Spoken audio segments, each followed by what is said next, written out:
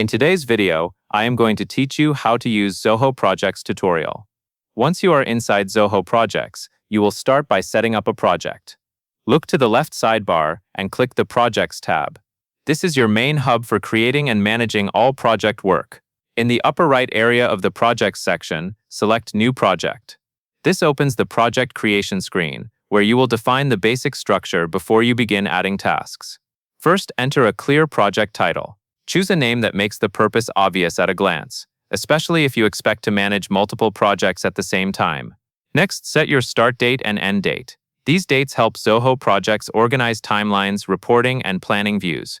Even if your end date is an estimate, it is useful to include it so the schedule has a clear boundary. After that, select a project layout.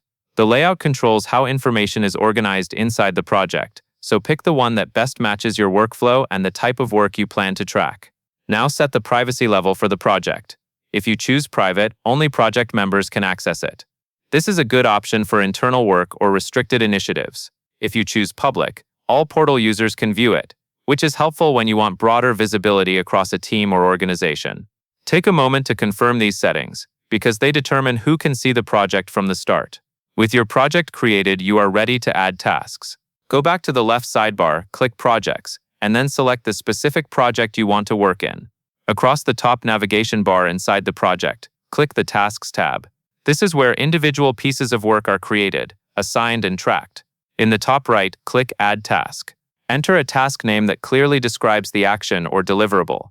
Keep it specific so it is easy to understand in task lists and reports. Then click the Start and Due Date field to set your deadline. Adding dates early helps with planning and makes it easier to see upcoming work in calendar and timeline views. That covers everything you need to know. And that is all there is to it.